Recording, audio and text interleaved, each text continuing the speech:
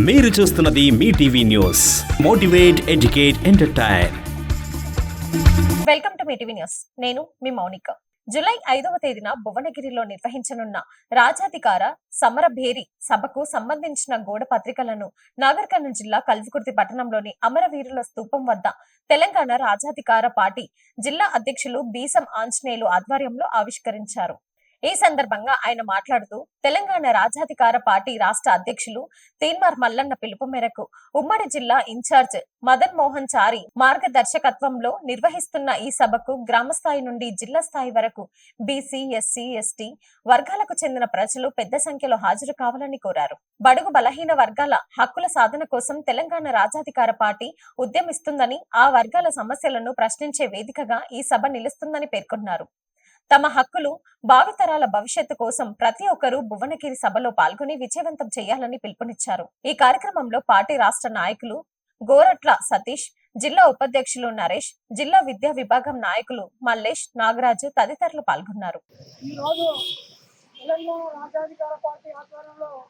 July 5వ తారీఖు నాడు రాష్ట్రంలో ఉన్న బీసీలంతా ఐక్యంగా కదిలి రావాలని, బీసీల సమరభేరి సభ భువనగిరికి తరలి రావాలని, పెద్ద ఎత్తున రావాలని పిలిపియడం జరిగింది. దానికి సంబంధించిన వాల్ పోస్టర్లను రిలీజ్ చేసుకోవడం జరుగుతుంది. కాబట్టి జూలై 5వ తారీఖు నాడు ఎస్సీ, ఎస్టీ, బీసీలు ఏకమై కదిలి రావాలని తెలంగాణ రాజాధికార పార్టీ జిల్లా కమిటీ ఆధ్వర్యం నుండి పిలిపివ్వడం జరుగుతుంది. 79 సంవత్సరాల నుండి జరుగుతున్న బీసీలకు అన్యాయం జరుగుతుంది. దాని మీద ప్రశ్నించే గొంతుగా తీన్మార్ మల్లన్న గారు తలపెట్టిన తెలంగాణ రాజాధికార పార్టీకి ప్రతి ఒక్కరూ ఎస్సీ, ఎస్టీ, బీసీలు ఏకమై కదలాలని పిలిపివ్వడం జరుగుతుంది. Thank you.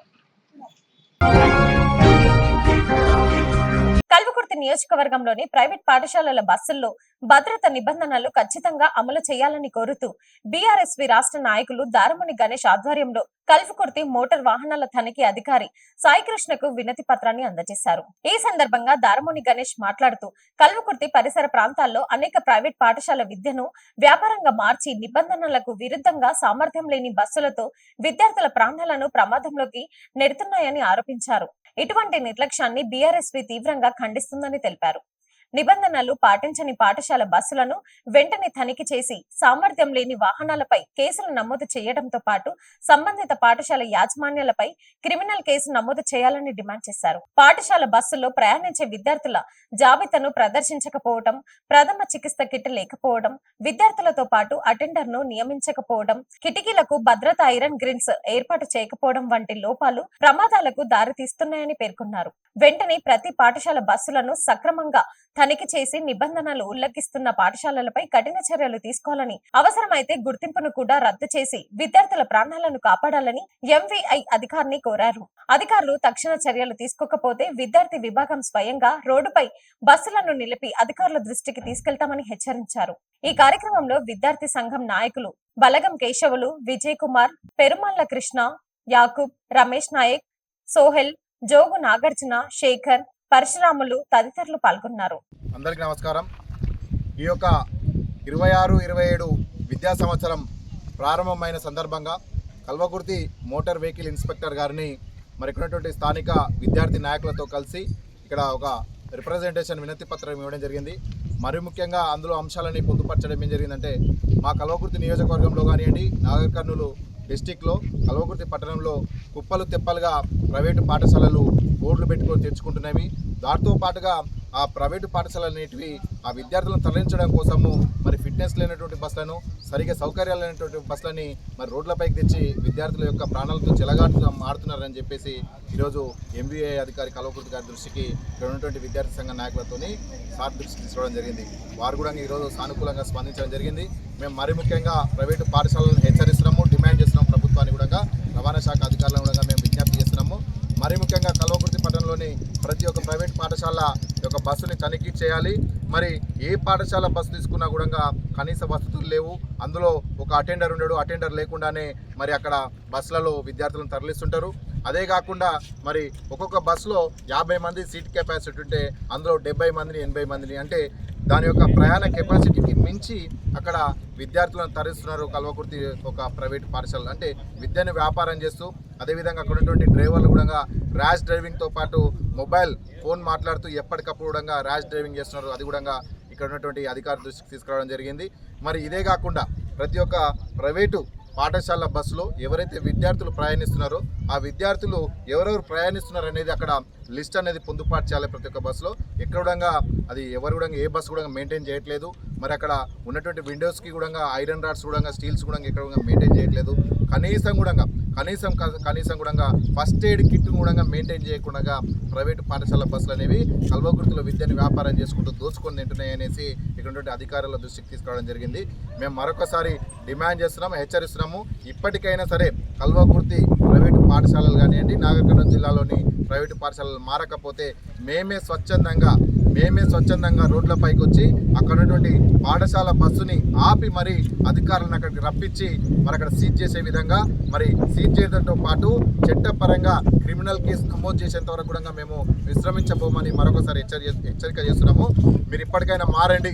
మీరు మారకపోతే మీ బస్సులని మేమే స్వయంగా పట్టిస్తాము, క్రిమినల్ కేసులు పెట్టిస్తాము, మరి చర్యలు తీసుకునేలాగా మేము ధర్నాలు చేస్తాము, అధికారుల దృష్టికి మరి తీసుకుపోతాము.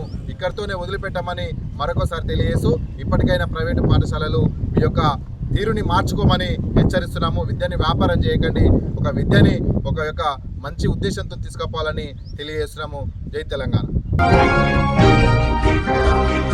మహాత్మా గాంధీ జాతీయ గ్రామీణ ఉపాధి హామీ పథకాన్ని కొనసాగించాలని, పథకాన్ని సంబంధించిన పేరును మార్చే నిర్ణయాన్ని ఉపసంహరించుకోవాలని డిమాండ్ చేస్తూ వంగూరు మండలం రంగాపూర్ గ్రామంలో సిపిఎం ఆధ్వర్యంలో నిరసన కార్యక్రమం నిర్వహించారు. ఈ కార్యక్రమానికి ముఖ్య అతిథులుగా హాజరైన సిపిఎం జిల్లా కార్యదర్శి సభ్యులు చింత ఆంజనేయులు మాట్లాడుతూ మహాత్మా గాంధీ జాతీయ గ్రామీణ ఉపాధి హామీ పథకాన్ని బలహీనపరిచేందుకు కేంద్రంలోని బీజేపీ ప్రభుత్వం ప్రయత్నిస్తుందని విమర్శించారు. గ్రామీణ పేదలకు ఉపాధి కల్పిస్తున్న ఈ పథకాన్ని కొనసాగించాలని, ప్రజలకు దూరం చేసే చర్యలు విరమించుకోవాలని కేంద్ర ప్రభుత్వాన్ని డిమాండ్ చేశారు. దేశంలో ప్రజా వ్యతిరేక విధానాలు అమలు చేస్తున్న కేంద్ర ప్రభుత్వం మతం పేరుతో ప్రజల మధ్య విభేదాలు సృష్టిస్తుందని ఆరోపించారు. ప్రజలకు ఇచ్చిన హామీలను అమలు చేయడంలో ప్రభుత్వం విఫలమైందన్నారు. ఉపాధి హామీ పథకాన్ని నిర్వీర్యం చేస్తే చర్యలు ఆందోళన కలిగిస్తున్నాయని అన్నారు. ఈ నిరసన కార్యక్రమంలో సిపిఎం శాఖ కార్యదర్శి భీమరాజు, సభ్యులు నారాయణ, సత్యనారాయణ, ఎండి సుల్తాన్, కేశవులు, బాలస్వామి, రమణయ్య, శ్రీను, లక్ష్మయ్య, రాములు, గాలయ్య, పర్వతాలు, గౌరయ్యలతో పాటు గ్రామ ప్రజలు తదితరులు పాల్గొన్నారు. న్యూస్ 4 మారుతినగర్ కాలనీలో ఎన్నికల సంఘం చేపట్టిన ప్రత్యేక ఓటర్ జాబితా సవరణ SIR కార్యక్రమంలో భాగంగా అచ్చంపేట పట్టణంలోని మారుతినగర్ కాలనీలో ఎమ్మెల్యే డాక్టర్ చిక్కుడు వంశీకృష్ణ స్థానిక ప్రజలతో కలిసి ఓటర్ అవగాహన కార్యక్రమంలో పాల్గొన్నారు. ఈ సందర్భంగా ఎమ్మెల్యే మాట్లాడుతూ 2002 నాటి ఓటర్ జాబితాలో ప్రస్తుతం ఉన్న ఓటర్ వివరాలను అనుసంధానం చేసే తప్పులను సరిదిద్దుకోవడమే SIR కార్యక్రమం ప్రధాన ఉద్దేశమని తెలిపారు. ఇంటింటికి వచ్చే బూత్ లెవెల్ అధికారులు అందించే ఇన్యూమరేషన్ ఫామ్ ను ప్రతి ఒక్కరూ పూర్తిగా నింపి సమర్పించాలని కోరారు. ఫామ్ లో పేరు, ఇంటి number, voter ID, EPIC number, Aadhaar number తో పాటు అవసరమైన ఇతర వివరాలను నమోదు చేయాలని సూచించారు. కొత్త ఓటర్ తమ తల్లిదండ్రులు లేదా కుటుంబ సభ్యులు పాత ఓటర్ వివరాలను అందించాలని, ఓటర్ వివరాల్లో మార్పులు లేదా సవరణలు ఉంటే ఫామ్ 8 కొత్తగా పేరు నమోదు చేసుకోవాల్సిన 18 సంవత్సరాలు నిండిన యువత ఫామ్ 6ను వినియోగించాలని తెలిపారు. ఫామ్లు నింపిన అనంతరం వాటిని BLOలకు అందజేసి వారు ఇచ్చే రసీదును భద్రంగా ఉంచుకోవాలని సూచించారు. మారుతినగర్ కాలనీలో ఒక్క ఓటర్ కూడా ఓటు హక్కును కోల్పోకుండా ప్రతి ఒక్కరూ ఈ ప్రక్రియలో భాగస్వాములు కావాలని పిలుపునిచ్చారు. ఫామ్లు నింపడంలో ఇబ్బందులు ఎదురైతే బూత్ లెవెల్ ఏజెంట్స్, కాలనీ నాయకులు సహాయం అందిస్తారని తెలిపారు.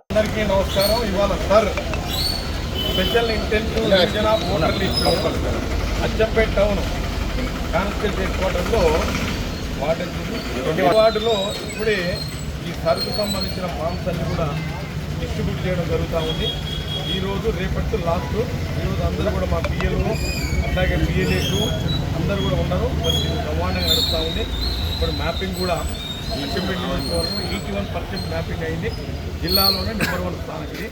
ఇట్లాగే ఈ డిస్ట్రిబ్యూషన్ తర్వాత ఎన్యూమరేషన్ ఫామ్స్ ఈ నెల 24 జూలై 1 24 రోజులు 24వ తారీఖు నాడు మొత్తం కంప్లీట్ చేయాలి. కాబట్టి ఓటర్ మహాశయులకంతా కూడా నేను మనవి చేసేది ఏంటంటే మీ ఓటును మళ్ళీ ఎక్కించుకోవాలి. ఇప్పుడు ఎవరికి ఓటు లేదు ఓటర్ లిస్టు. ఈ ఓటర్ లిస్ట్ అంతా నల్ల ఇన్వైడ్ అంటే మొత్తం అయిపోయింది, క్యాన్సల్ అయిపోయింది.